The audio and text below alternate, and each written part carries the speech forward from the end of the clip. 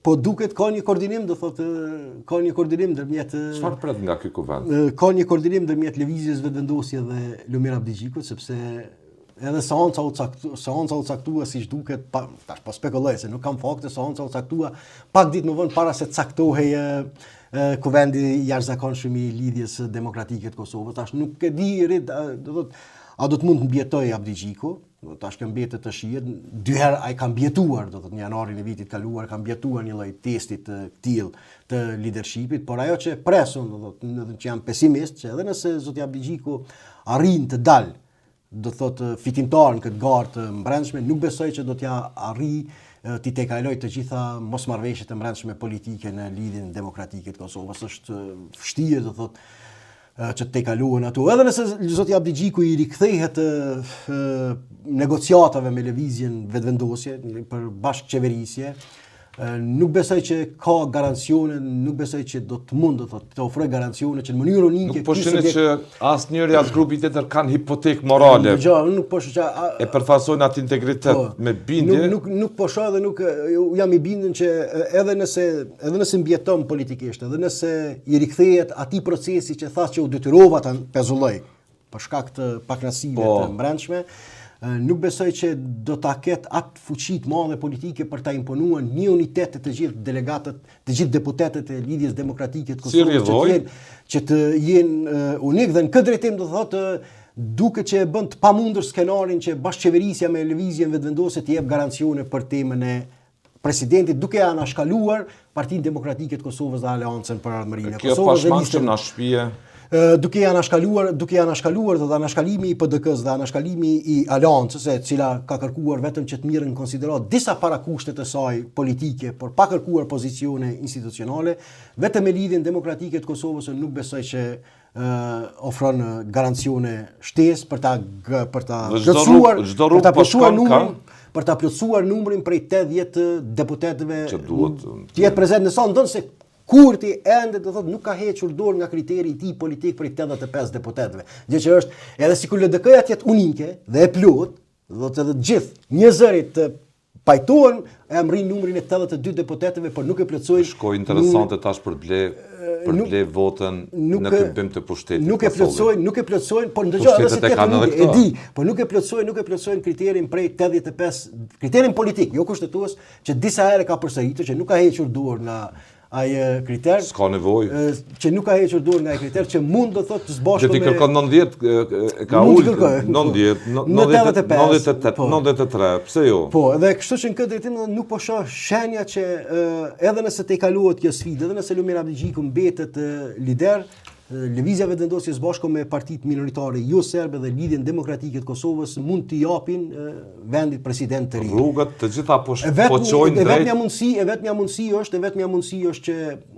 mundësi është që ky subjekt politik të tentoj ta ndroj partinë, mirë po se që tha dje Glauko Njuca, PDK-ja ka mbetur te pozicionet e pandryshuara, kemi parë vullnet vetëm te lidhja demokratike e Kosovës, që nënkupton që vështirë mund të flitet për ndonjë lloj ka një optimizëm, ishim optimist, për një lloj koalicioni me Partinë Demokratike. Dhe po ashtu deri tani nuk është dhënë asnjë sinjal publik, unë prapaske nuk e di që ka ndodhur, asnjë sinjal publik nuk është dhënë që janë gatshëm që ti përfillin, do thotë kërkesat e Aleancës për Ardhmërinë e Kosovës. Vetëvendosja po insiston me LDK-n, por duket që LDK-ja në fund nuk do të jetë e dobishme për qëllimet e saj politike. Dhe gjitha rrugët po çojnë drejt asaj që e kemi parapo disa herë.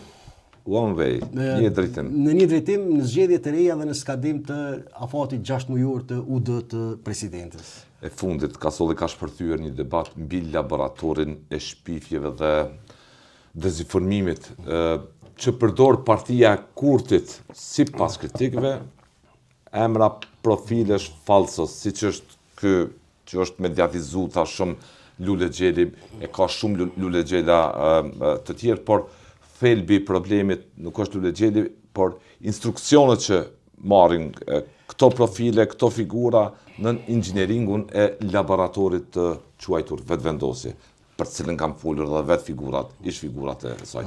Si vlerësoni këtë debat?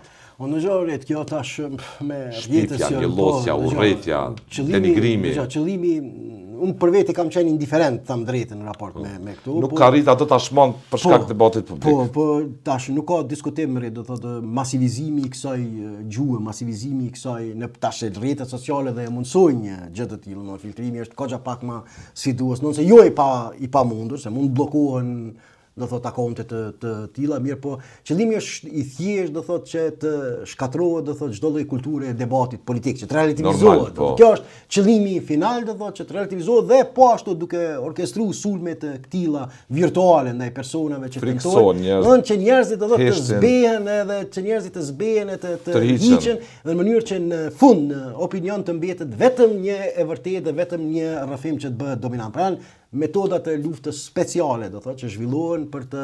Edhe vetë jo nga këto profile falso jeni të sulmuar. Unë i njëraj, ndësha kush ishe, kush do që e ushqen, kush do që ka mendim ndryshe. Unë personalisht i njëraj. Kjo të ndodhë në 2026 nuk duket normal. Do duhet që vetë Zoti Kurti të kishte përgjegjësi me shumë, të kujdesej për ta parandalu, ta prevenu këdo që në partinë e tij ose me instruksionet të kujt do të qoftë të manifestoj këtë lloj gjë. Nuk ka diskutim. Zoti Hamza, Zoti Abdigjiku, kush do tjetër. Po, të gjithë duhet pa përjashtim ta mos e inkurajojnë. Të mos e inkurajojnë këtë gjë. Mos sillen si Ponc Pilati do t'i lajnë duart para një fushate të tillë e cila në fund do thotë dëmton jashtëzakonisht shumë kulturën demokratike të debatit, sepse prapë njerëzit mund të lëndohen nga sulme të këtilla, shpifje të kësaj natyre, mund të mos e përballojnë më pastaj debatin politik publik, të tërhiqen dhe mbase ta marr dikush edhe ligjin në duart e tij, nëse nuk funksionon sistemi drejtësisë siç e mësuar. Pasojat janë këto, janë të kësaj natyre. Falenderoj Kasolli për kohën. Ishte kënaqësi. Lutem.